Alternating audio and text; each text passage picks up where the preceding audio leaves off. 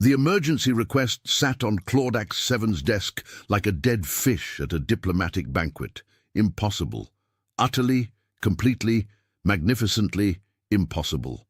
In 3,000 years of galactic bureaucracy, nobody had ever requested a planet be reclassified upward by 9 full danger categories, not even the sulfur wastes of Vrenthok 9, where the rain was technically classified as a war crime. And yet, here it was. Form 77B, subsection Omega, signed in triplicate by senior field analyst Gorfindel Vex Thorn, who had personally catalogued 463 Deathworlds without so much as filing a medical claim. The same Gorfindel who once spent 6 months on a planet where the dominant species communicated through ritualized combat and came back complaining only about the coffee. The request was 3 words long: reclassify immediately, please. That please was what made Claudax's tertiary stomach clench. Gorfindel didn't say please. Gorfindel once told the Supreme Council chair to kindly shove his subcommittee up his excretory port. The recordings were still used in sensitivity training seminars. Claudax read the request again.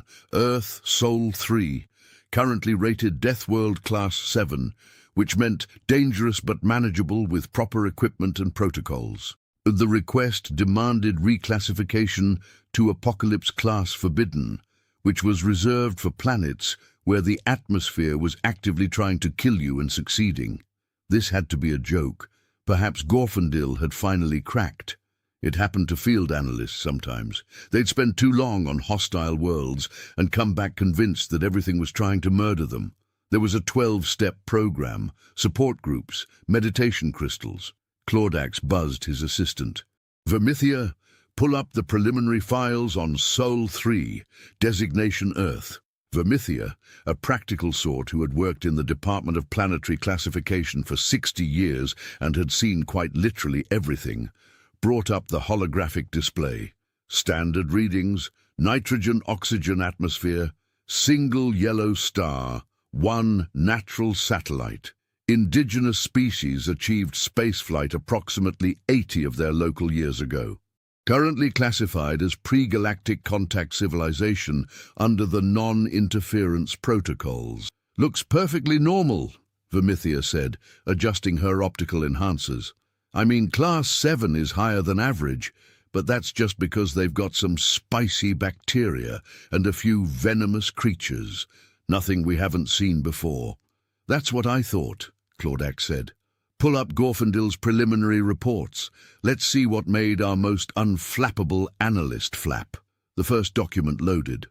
It was titled, Initial Observations, Why Everything I Learned in Training Was a Lie. That wasn't promising.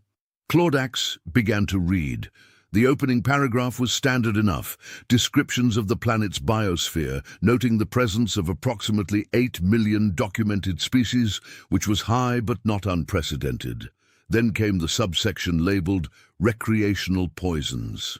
The indigenous species, hereafter referred to as humans, have developed a peculiar relationship with toxic substances, Gorfindel had written.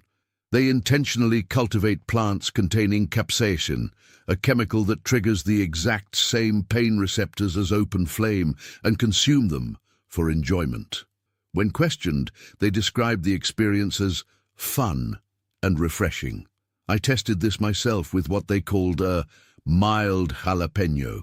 I was medically unconscious for 4 hours. They put this on food for children. Claudax blinked.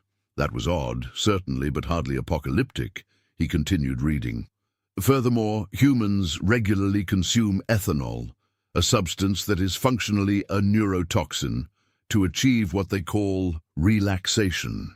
The recommended dosage for safe consumption in any other species is 0. Humans consume it socially, sometimes in quantities that would kill 3 Vrenthian battlelords. They then wake up the following day, complain about feeling ill, and do it again. This is considered normal behavior. Well, Vermithia said, reading over his shoulder, that's definitely stupid, but stupid isn't the same as dangerous. Keep reading, Claudax said, but his voice had lost some of its certainty. The next section was titled Companion Animals, or Why I No Longer Sleep. Humans maintain what they call pets, Gorfindel wrote, and Claudax could feel the italics dripping with trauma. These are animals they keep in their dwellings for companionship. Sounds pleasant, yes? Wrong. I met a human named Patricia who keeps a dog. Upon research, I discovered that dogs are descended from wolves, apex predators, pack hunters. Patricia's particular specimen weighs 60 kilograms and has jaws capable of exerting 160 kilograms of bite force. It sleeps in her bed. When I expressed concern, Patricia laughed and said, "Oh, he's harmless, he's a big softy." Then she showed me pictures of her children playing with this beast. The children were riding it like a mount. Vermitia made a small noise. That seems unwise. It gets worse, Claudax said, scrolling down. Oh no, oh no. Cats, Gorfindel had written, and the word was underlined 17 times. Humans also keep cats. These are obligate carnivores, solo predators, with retractable claws and killing instincts so refined they hunt for sport. They are, by any reasonable definition, miniature assassination machines. Humans allow them to roam freely through their homes. They laugh when these creatures bring them dead animals as gifts. One human told me, "Oh, Mr. Whiskers is just showing his love." Mr. Whiskers had just disemboweled a rodent on her pillow. "This is disturbing," Vermithia admitted, "but surely it's just poor judgment." Claudax had scrolled to the next section. His face had gone pale blue, which for his species indicated profound distress. There's something called Australia. The report on Australia was 40 pages long, 40 pages, and it was written in what could only be described as escalating hysteria. "I thought I would start my detailed observations in a safe location," Gorfindel wrote. The database indicated that the Australian continent had lower population density and rural charm. Rural charm. That's what the preliminary survey called it. Rural charm. The next paragraph was in all capitals. Everything is venomous. Not some things, not many things. Everything, the spiders, the snakes, the jellyfish, the octopi, the snails, the platypus. Yes, the platypus, which looks like a practical joke that evolution played on itself, is venomous. There is a species of tree that causes pain so severe that humans have died from the psychological trauma. A tree! Do you understand? A tree! Claudax read on. The report detailed something called a drop bear, which Gorfindel had initially dismissed as a joke until he met a park ranger who showed him her scars. Then there was the section on marine life, which Claudax had to read 3 times to believe. Box jellyfish, Gorfindel wrote, with significantly more control now, as if he'd exhausted his capacity for capital letters. Venom causes cardiac arrest, can kill in 3 minutes, hundreds on every beach. Humans swim there, for fun. I asked a lifeguard how many people died. He said, "Oh, not many anymore, mate. We've got the vinegar stations." Vinegar stations. As if that's a reasonable solution to aquatic death. The section on inland hazards wasn't better. Apparently, Australia contains snakes so venomous that a single bite could kill 500 people, and yet people lived there, happily. Humans described it as beautiful and home. Vermithia had stopped working. She was reading the report fully now, her eyes getting progressively wider. "This can't be real. They must be exaggerating." "Gorfindel doesn't exaggerate," Claudax said quietly. "You know that. The man is pathologically honest. Remember when he described the council chair's speech as a waste of perfectly good oxygen directly to his face? So, this is all true." Claudax scrolled to the next section, titled Medical Emergency, or The Time I Nearly Died from Stress. "I made a critical error in judgment," Gorfindel wrote. "I believed I could observe humans in their natural habitat without interaction. This proved impossible because humans are aggressively social. Within 3 hours of landing, I was invited to something called a barbecue by a human named Darren. I explained I was conducting research and could not attend social functions. Darren said, 'No worries, mate. Bring your work. I pointed out that I was observing dangerous wildlife. Darren laughed and said I'd fit right in. What followed was a minute-by-minute account of what Goffendil called the most terrifying 6 hours of my professional life. The barbecue was held in Darren's backyard, which apparently backed onto what humans called the bush, which was not a plant, but rather a vast wilderness full of everything Goffendil had just spent 2 days documenting as potentially lethal. During the event, Goffendil witnessed 1. A spider the size of his hand walk across the patio. Darren's response was to say, "Oi, big fella," and gently relocate it with his bare hands. 2. A snake that Darren identified as probably venomous emerged from the bushes. The humans stopped eating for approximately 40 seconds while someone fetched a stick to encourage it along. Then they resumed their meal. 3. A child, no more than 8 years old, casually mentioned that she'd been bitten by something called a bull ant, and it hurt heaps, but she was fine now. Investigation revealed that bull ant stings cause severe pain that could last for days. The child was eating ice cream. 4. Someone mentioned that a relative had recently been bitten by a spider and had to go to hospital for a bit, but he's right as rain now. Said spider bite had caused necrosis, flesh death. The human reaction was mild inconvenience. I asked Darren if he was not concerned about the danger, Goffendil wrote. He said, and I quote, "Now, mate, you just got to be smart about it. Don't stick your hand where you can't see, shake out your shoes in the morning, and if something bites you, get it looked at." This was his entire safety protocol for an environment that contains hundreds of potentially lethal organisms. Claudax felt his third heart skip a beat. There's more. The next section was titled, "The Conversation That Broke Me." "I made the mistake of asking the humans about their hobbies," Goffendil wrote. "One woman, Agnes, age 74, told me she enjoyed ocean swimming. I assumed this meant in a protected area, perhaps a pool. No, she swims in the open ocean, where the sharks are, where the jellyfish are, where the everything is. When I expressed alarm, she said she'd only been properly attacked by a shark twice, and once didn't count because it was just a nibble. Just a nibble. A shark nibble. She showed me the scar. I required medical sedation." Vermithia put down her datapad. "I need to speak with Goffendil personally. This is beyond protocol." "You can't," Claudax said. "He's still on Earth. He's been there for 6 weeks now. These reports are just the first week."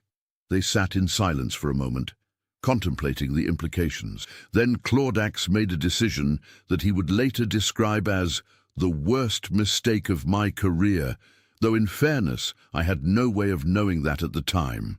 "I'm going to Earth," he announced, "personally, to verify these claims." Vermithia stared at him. "That seems extraordinarily unwise. We can't reclassify an entire planet based on one analyst's reports, no matter how respected. The protocols require independent verification." "Besides," Claudax said, pulling up the planetary data again, "look at these population centers. There are billions of humans. They have stable societies, advanced technology, art, culture. If it were truly as dangerous as Goffendil claims, they wouldn't have survived long enough to develop agriculture, let alone space travel." This was a reasonable argument. It was logical. It was based on sound scientific principles and thousands of years of xenobiological data. It was also completely catastrophically wrong. Claudax began preparations for his trip immediately. He filed the proper forms, arranged for temporary field observation status, and selected what the database assured him was a moderate inland location with minimal wildlife hazards.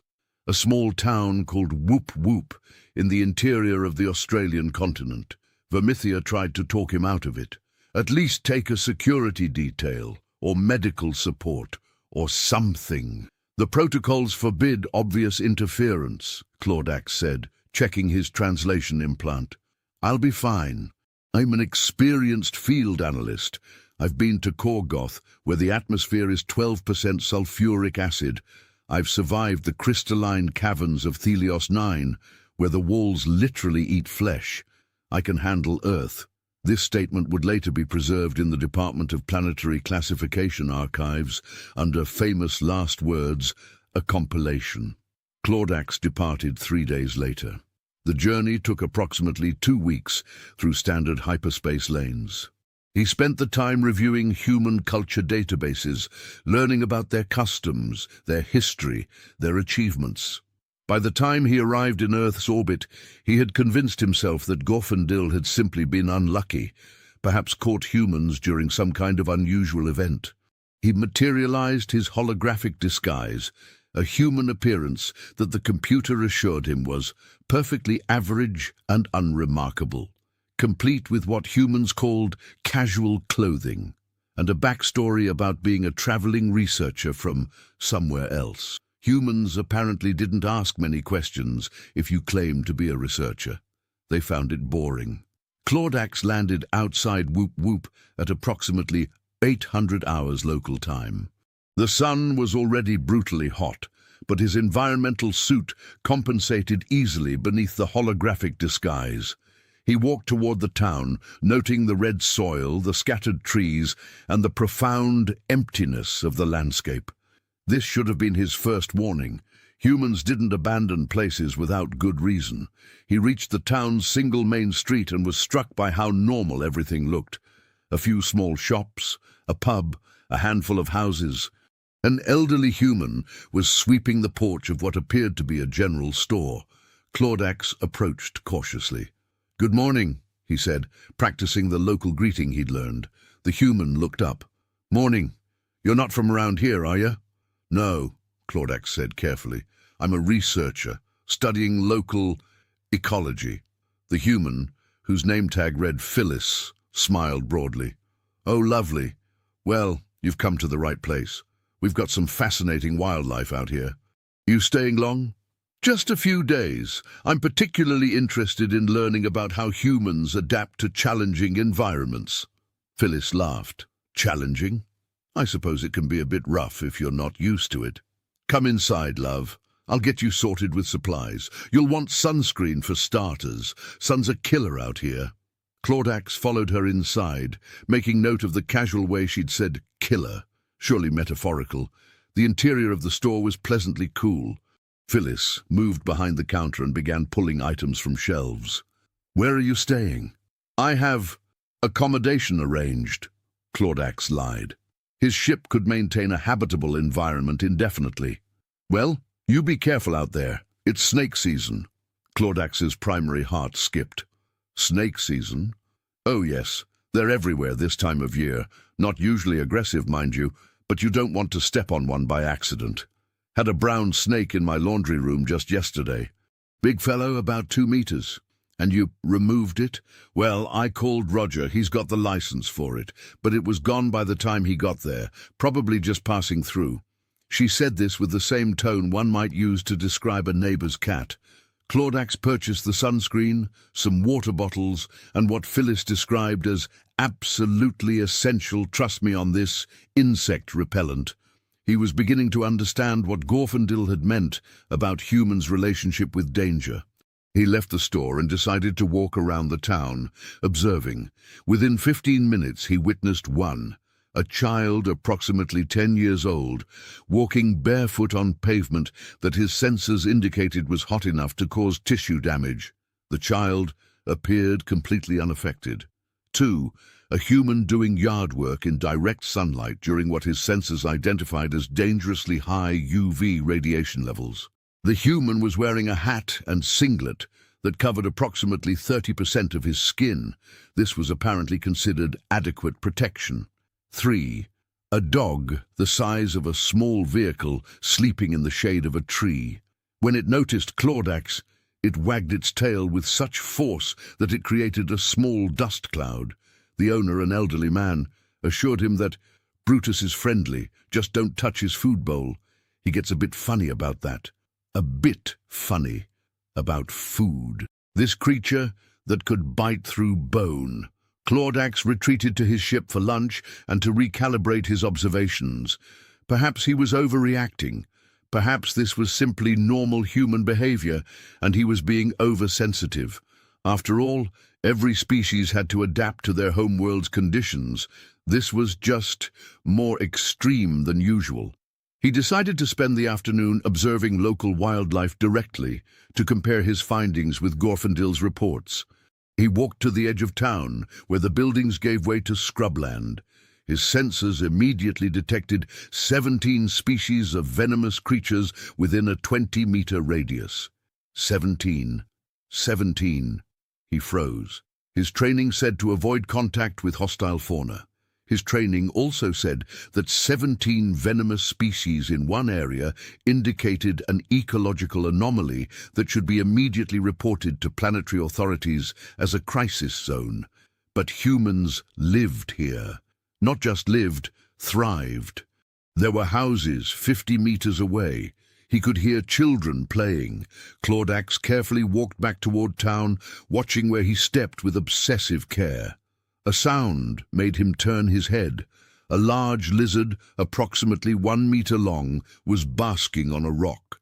Its tongue flicked out, tasting the air.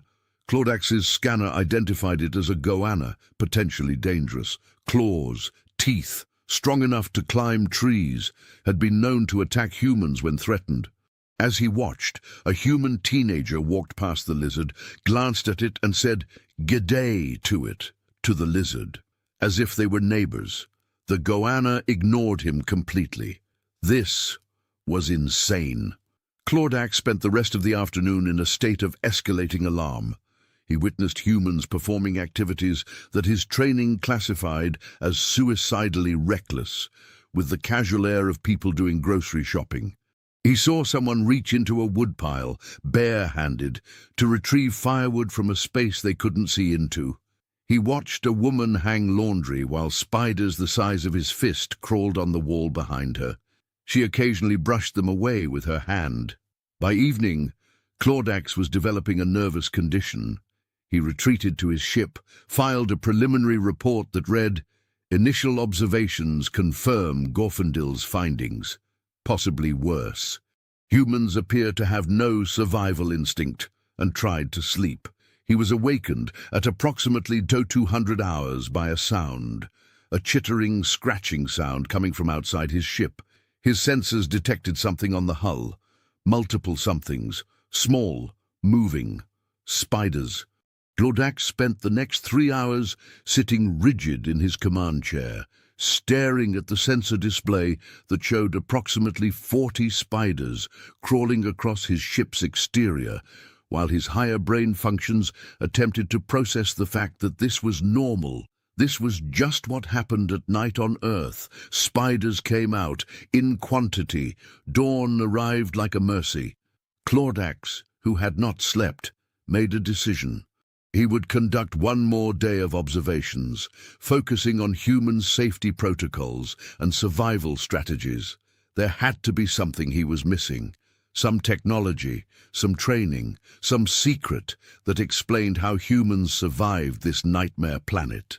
He returned to town and approached the pub, which, according to his research, was a central social gathering place. Inside, he found approximately 20 humans eating breakfast.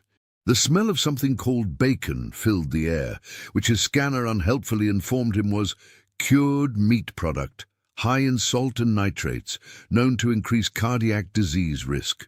Humans were eating known cardiac disease promoters for breakfast, by choice. Claudax sat at the bar and ordered what the menu called coffee, which his research indicated was a stimulant drink. The bartender, a massive human named Trevor, poured him a cup and asked if he was settling in all right. "I'm adjusting," Claudax said carefully. "I noticed that there's significant wildlife in the area. How do you maintain safety?" Trevor laughed. "Oh, you just use your common sense, mate. Don't be stupid about it. Check your shoes before you put them on. Don't leave doors open at night. And if you see a brown snake, just back away slowly." "That's the entire protocol?" "Well, yeah. What else would you do? Perhaps live somewhere without the venomous creatures." The entire pub went quiet. Approximately 40 eyes turned to look at Claudax. Trevor leaned forward, his expression serious. "But then we'd have to leave home," he said, as if this explained everything. And perhaps it did. Perhaps this was the key to understanding humans. They didn't survive Earth despite its dangers. They survived Earth because they simply refused to be intimidated by them. They accepted the risk as part of existence and carried on. This was either deeply admirable or completely insane. Clordax was leaning toward insane. A woman at the end of the bar spoke up. "You doing research then? On wildlife?" "Yes," Clordax said gratefully, happy to change the subject. "I'm trying to understand how humans coexist with dangerous fauna." "Oh, well, you should talk to Margot," the woman said. "She's our local wildlife expert, runs the wildlife rescue." "Rescue?" "Yeah, when animals get injured or sick, she rehabs them and releases them back into the wild. She's got a clinic out on Boomerang Road." Clordax made note of this. A wildlife expert, perfect. Someone who could explain the proper safety protocols and provide professional insight. He found Margot's clinic an hour later, a small building surrounded by enclosures. The sign read, "Whoop Whoop Wildlife Rescue and Rehabilitation." As he approached, he heard someone talking in a high-pitched, affectionate voice. "Who's a good boy? Yes, you are. You're such a good boy." Clordax peered around the corner. A woman in her 40s was bottle-feeding what his scanner identified as a juvenile crocodile. A crocodile, one of Earth's apex predators. "Oh, hello," Margot said, noticing him. "Can I help you?" Yes. I'm researching. That's a crocodile." "Freshwater," Margot said cheerfully. "Found him abandoned by the river. Poor little thing was dehydrated." "He's doing much better now, aren't you, Gerald?" Gerald made a small hissing sound. Margot scratched under his chin. Gerald's eyes closed in what appeared to be contentment. "You're petting a crocodile," Clordax said faintly. "Oh, he's just a baby.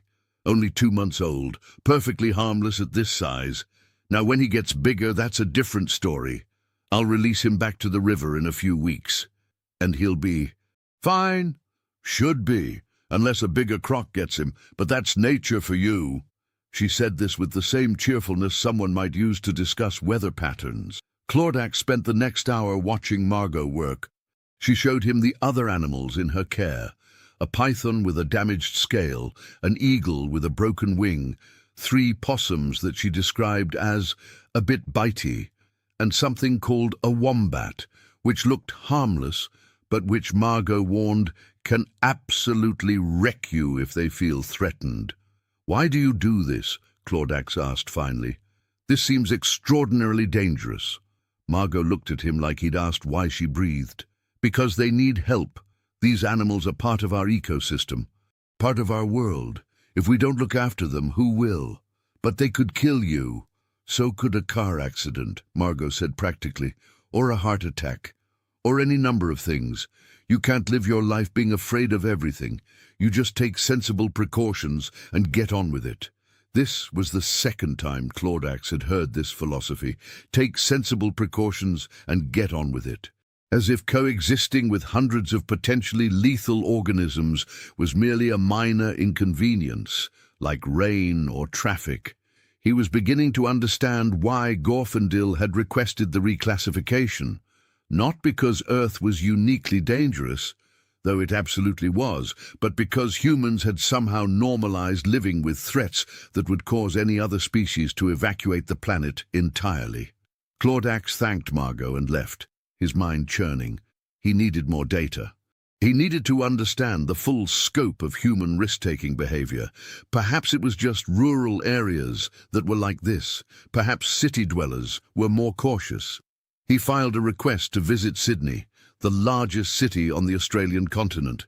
Surely urban humans would demonstrate better survival instincts. This would prove to be his second catastrophic miscalculation.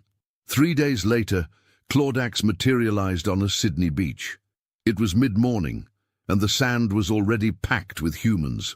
Hundreds of them, lying on towels, playing in the waves, apparently having a wonderful time, in water that contained sharks, jellyfish, and various other hostile marine life.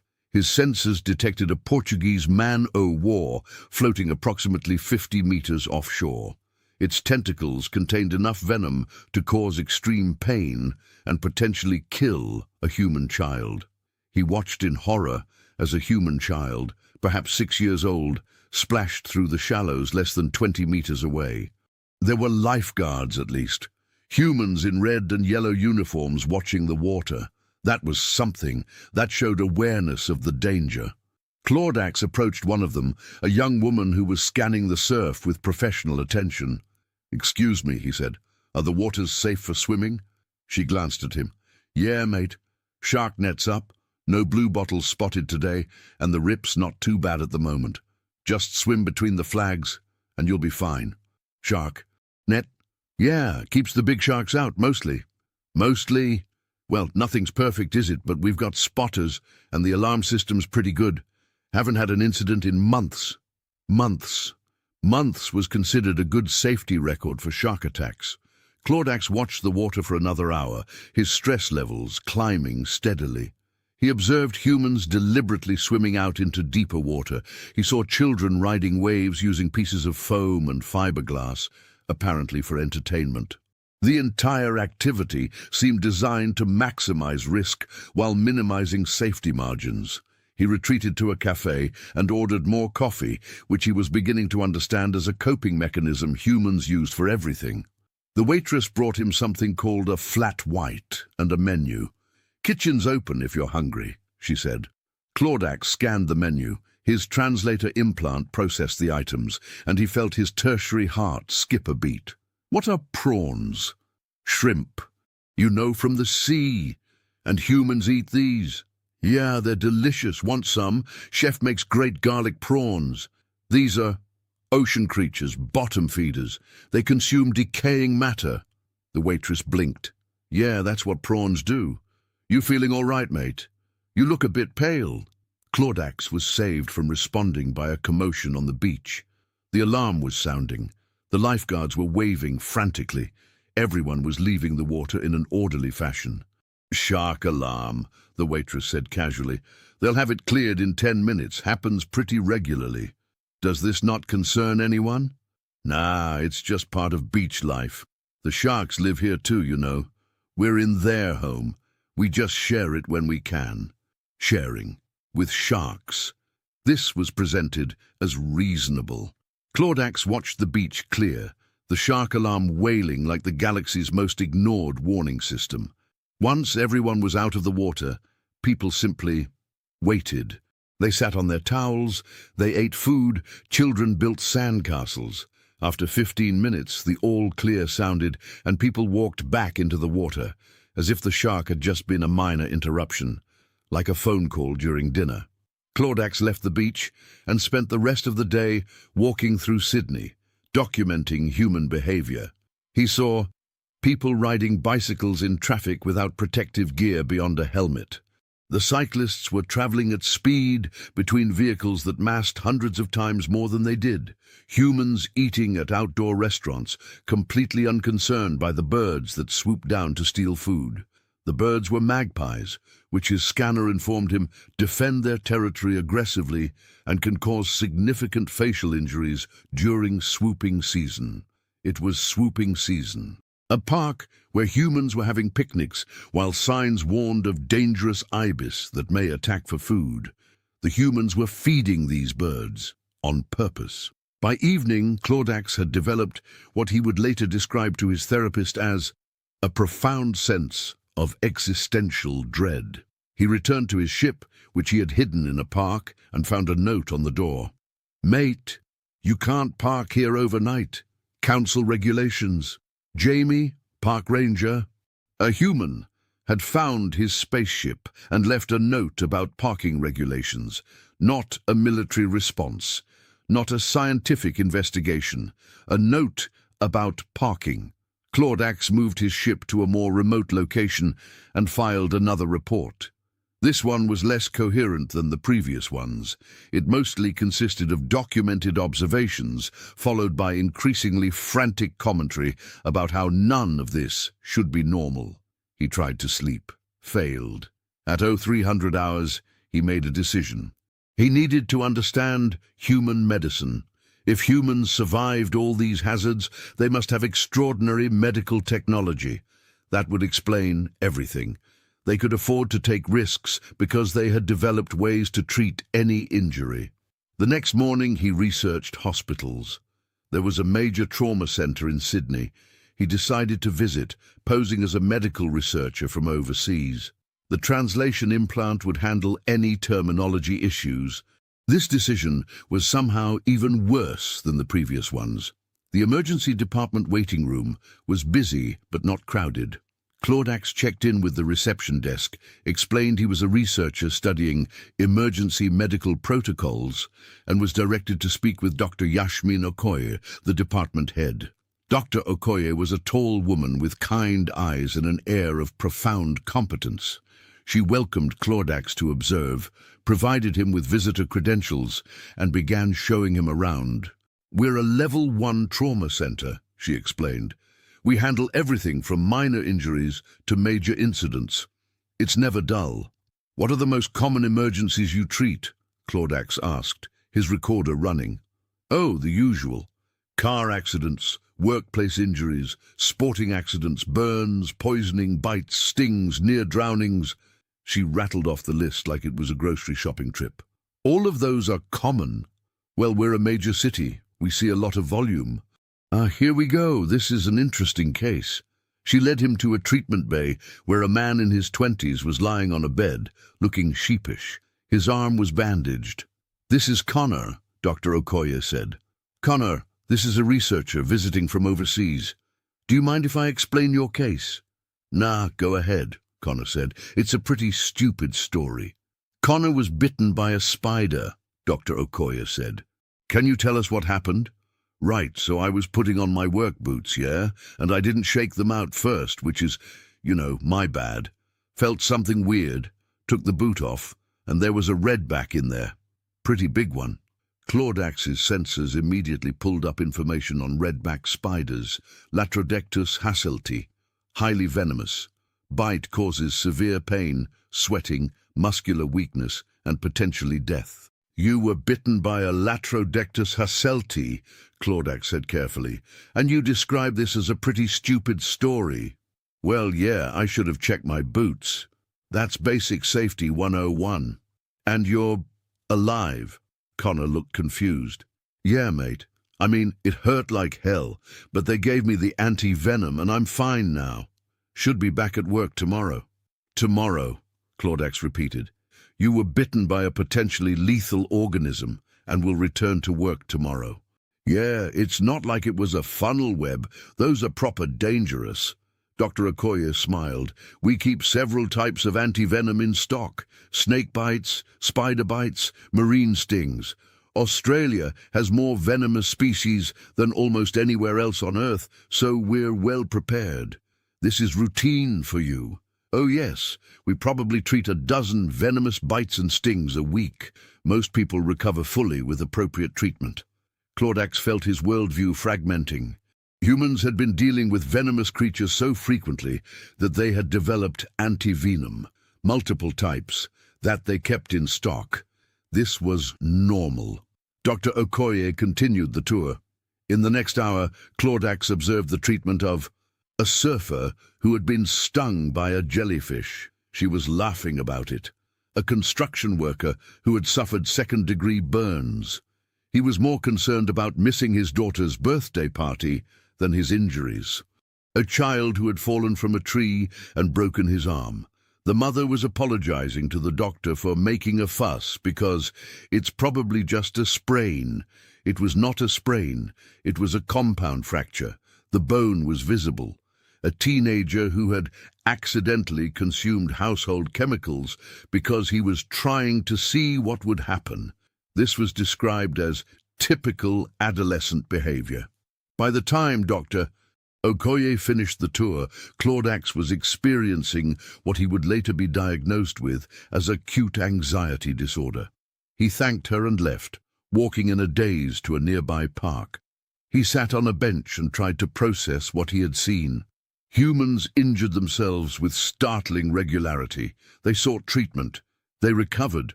And then they went back to doing the exact same things that injured them in the first place. This was insanity. A small human approached him. A child, perhaps 7 years old. "Are you okay, mister?" the child asked. Yes, thank you. You look sad. Do you want to pat my dog? Patting dogs makes people happy." Claudax looked. The child had a dog on a leash. The dog was wagging its tail and panting happily. "What kind of dog is it?" Claudax asked, though he dreaded the answer. "She's a bull terrier. Her name is Princess. She's really strong. She can pull me on my skateboard." A terrier, bred from bulldogs and terriers. Originally used for fighting. Powerful jaws, high prey drive. Does Princess ever hurt anyone? The child looked offended. "No, she's the nicest dog ever. She lets me dress her up in costumes and everything." Claudax watched as the child petted the dog, who closed her eyes in contentment. This creature that could, if it chose, cause serious harm to the child, was instead accepting ear scratches with obvious delight. Maybe that was the secret. Maybe humans had somehow domesticated not just specific animals, but their entire environment.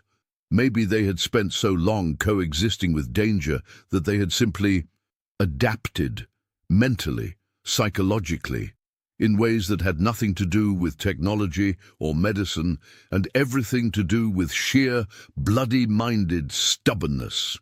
Claudax returned to his ship. He had been on Earth for 2 weeks. He had observed urban and rural environments. He had documented human behavior across multiple contexts. And he had reached an inescapable conclusion. Gorfandil was right. He sat down and began composing his own reclassification report. But how could he possibly convey what he had learned?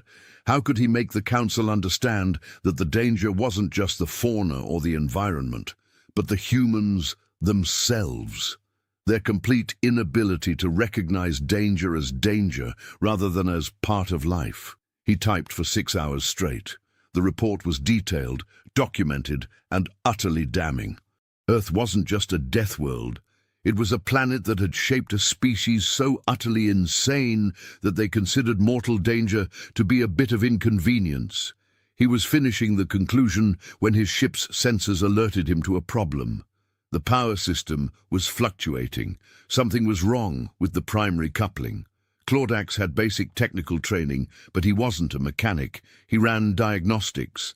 The problem was in the engine compartment, and it needed physical repair. Without it, he couldn't leave Earth's orbit. He would need help, human help. This was going to go badly. The next morning, Claudax researched human mechanics and found a highly rated service center in Western Sydney. The reviews mentioned someone named Darren Fletcher, described as knows his stuff and can fix anything.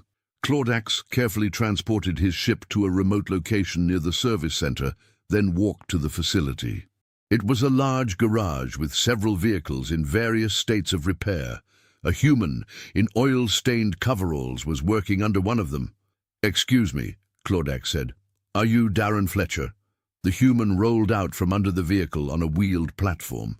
He was middle-aged, heavily tattooed, and had a scar across his forearm that Claudax's medical scanner identified as healed burn tissue, approximately 15 years old. "Yeah, that's me. What can I do for you?" "I have a vehicle with a mechanical problem. It's quite specialized." Darren stood up, wiping his hands on a rag. "Specialized how?" "It's, not from around here." "Imported?" "Yeah, I work on all kinds of stuff. European, Japanese, American." "Where's it from?" "Further."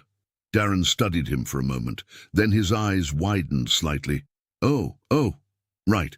Okay then. Yeah, I can probably help." "Where is it?" 30 minutes later, Darren was standing in front of Claudax's spacecraft, hands on his hips, looking thoughtful. "Well," he said, "that's different. Can you repair it?" "Probably. What's the problem?" Claudax explained the power coupling issue. Darren listened, asked a few surprisingly technical questions, and nodded. "Right. I'll need to see the engine. Can you open it up?" Claudax hesitated. "This technology is quite advanced. Are you certain you can—" Mate, a engine's an engine. Doesn't matter if it runs on petrol or antimatter or whatever. Basic principles are the same. You got fuel, you got power transfer, you got heat management. I'll sort it out. Against his better judgment, Claudax opened the engine compartment. Darren climbed inside, pulled out a flashlight, and began examining the systems. Yeah, I see the problem. Your coupling's not sealed properly. You got a microfracture here, see? He pointed. Probably happened during atmospheric entry. The heat stress combined with the vibration would have done it.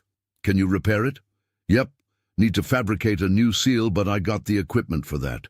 Take me about 3 hours. You want a coffee while you wait? 3 hours later, Claudax was watching Darren work with something approaching awe.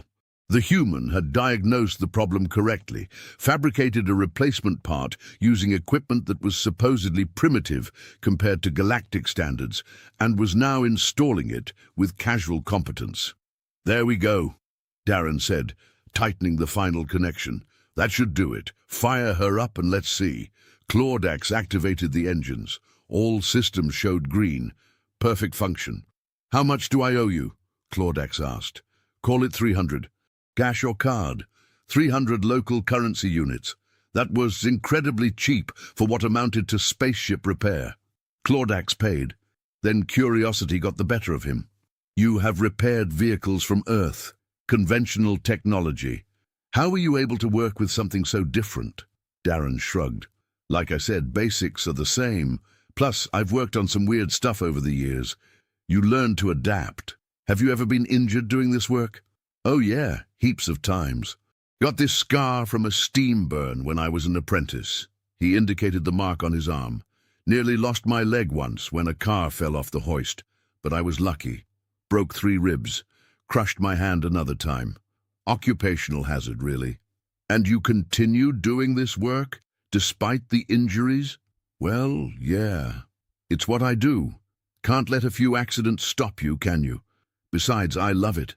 There's nothing better than fixing something that's broken, making it work again. Gives you a real sense of accomplishment. Claudax stared at him.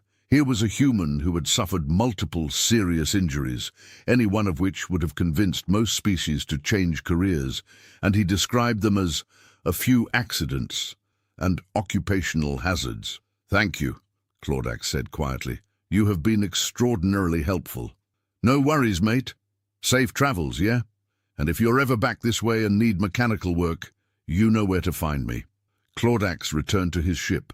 He sat in the command chair for a long time, thinking about Darren, about Agnes, who swam with sharks, about Margot, who rehabilitated crocodiles, about Connor, who would return to work the day after a venomous spider bite, about every single human he had met, who looked at danger and thought, yeah, all right, but have you considered not caring about that? He added a final addendum to his report. The danger of Earth is not merely environmental. The true threat is the psychological contamination that occurs from extended exposure to humans. They will convince you that surviving deadly encounters is normal. They will make you question your own survival instincts. They will offer you coffee and ask if you want to pet their dog, which is a predator, and somehow you will find yourself considering it. I formally request Earth be reclassified to Apocalypse Class Forbidden. Furthermore, I recommend that any species encountering humans be immediately quarantined and evaluated for reality dissociation. The human perspective on danger is infectious. I now understand why Gorfindel said, please. Respectfully submitted, with mounting horror and a genuine concern for my own sanity, Claudax 7, Field Analyst, Department of Planetary Classification. He transmitted the report and prepared to leave Earth's orbit. As his ship climbed through the atmosphere, he looked down at the planet, blue and green and beautiful and utterly terrifying. Humans didn't just survive Earth, they loved it. They called it home. They defended it. They refused to leave despite every logical reason to evacuate. That, Claudax realized, was the most frightening thing of all, not the danger, not the fauna, not the environment. but the fact that humans had looked at all of it and said, yeah, this is fine. Somewhere on the surface, Darren was probably fixing another engine. Agnes was probably swimming in shark-infested waters. Margot was probably bottle-feeding something venomous. Connor was probably putting on boots without checking them first. And they were all happy. Claudax made it back to the Department of Planetary Classification 3 weeks later. He walked into the office, looking, according to Vermithia, like he'd seen the heat death of the universe, and it had been personally disappointing. "How was Earth?" she asked carefully. Claudax sat down at his desk. He pulled up the reclassification request form. He stared at it for a long moment. Then he checked the box marked "Approved. Emergency reclassification required." Vermithia read over his shoulder. Her eyes got progressively wider. "This will require a full council review. We've never reclassified anything this drastically. I know. They'll want evidence, testimony, full documentation. I have 17 hours of recorded observations, plus Gorfindil's reports, plus my own analysis." "Claudax, are you sure? This is unprecedented." Claudax turned to look at her. "I watched a human child pat a dog that was bred for fighting. I watched a woman swim in water that contained sharks. I watched a man return to work the day after being injected with venom. And every single one of them acted like this was completely normal." He pulled up a video file. "Watch this." The file showed Connor in the hospital laughing about his spider bite. "Yeah, mate. I should have checked my boots, that's my bad." Vermithia watched in silence. When it finished, she was pale. "I'll schedule the council meeting," she said quietly. The council convened 2 weeks later. The chamber was full. Reclassifications of this magnitude didn't happen. The last one had been 40 years ago, and that had been a downgrade from apocalypse to merely extreme. Claudax stood before the assembled council members, feeling oddly calm. He had spent 2 weeks preparing his presentation.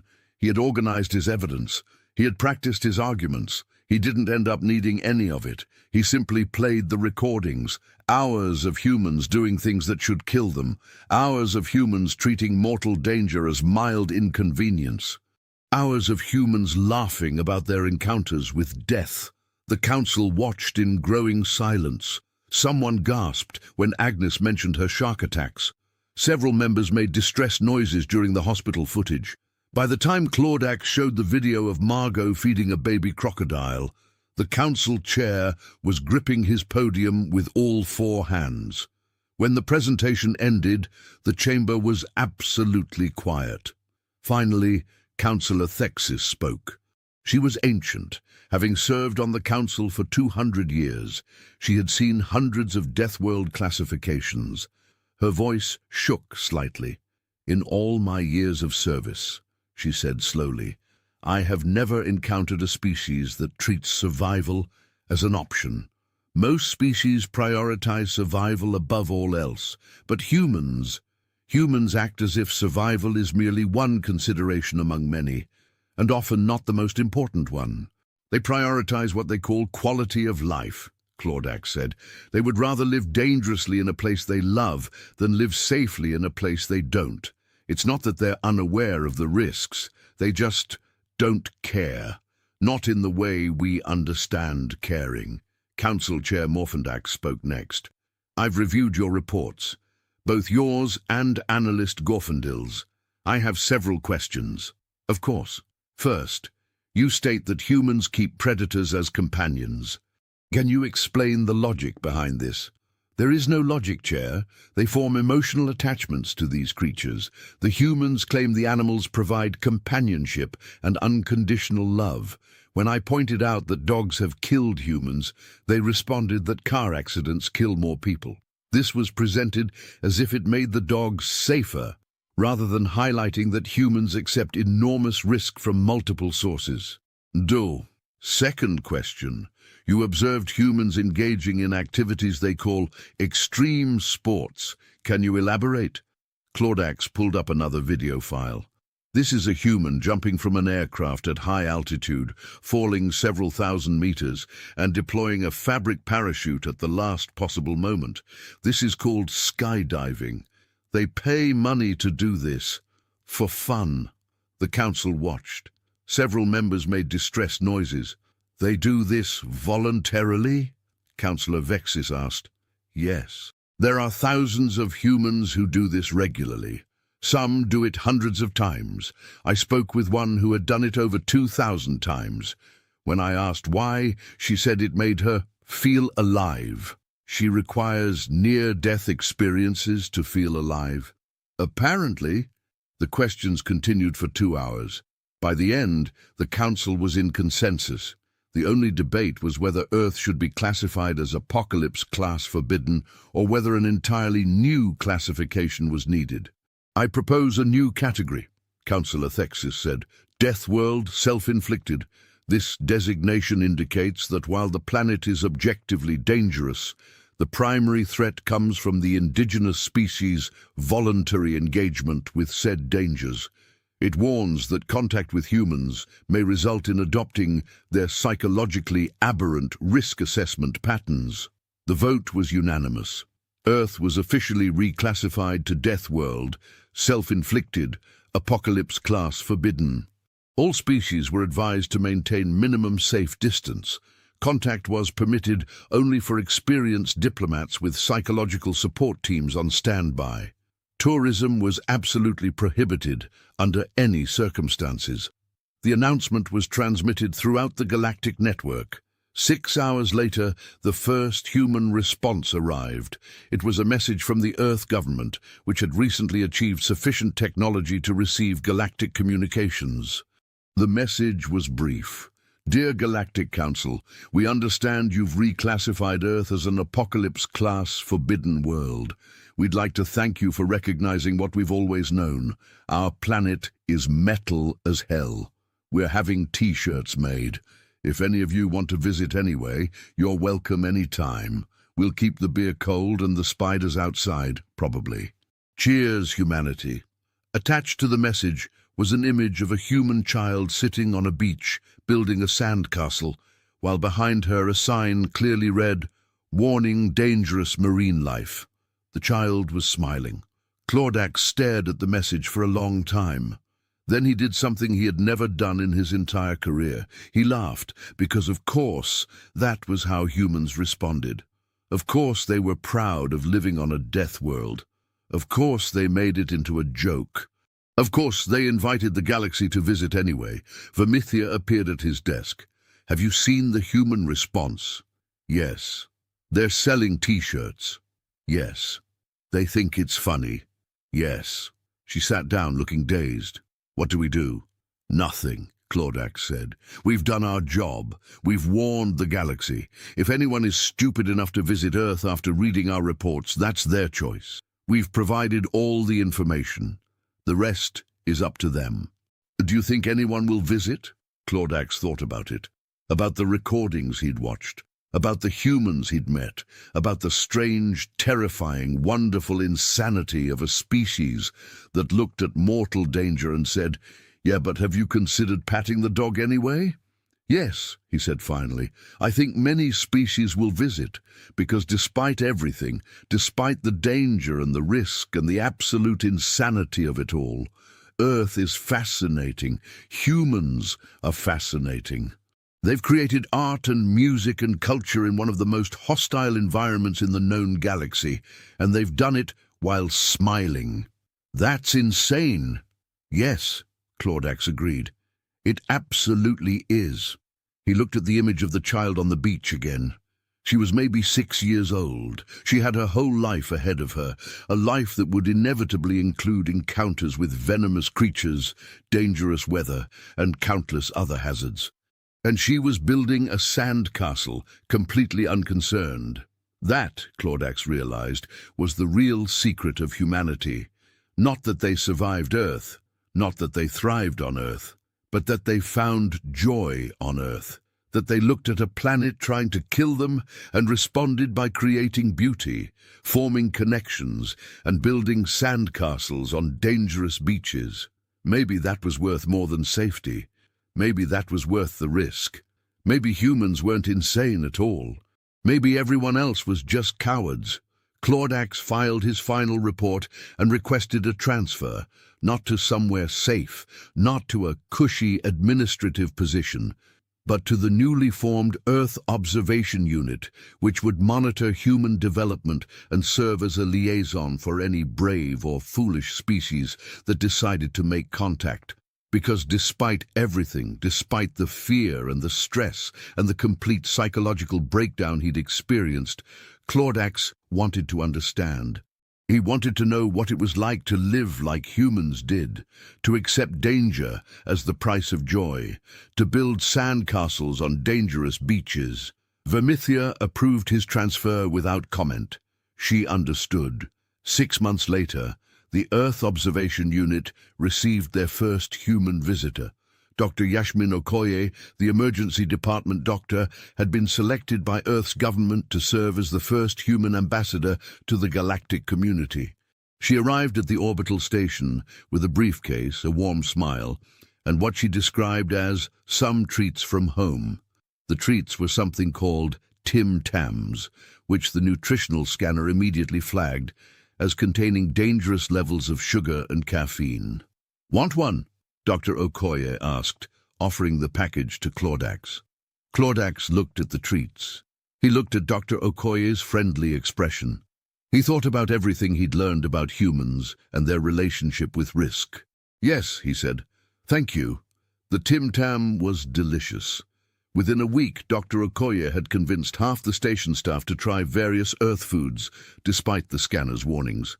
Within a month, she had organized something called a barbecue in one of the rec rooms, complete with foods that were technically classified as controlled substances on 6 different worlds.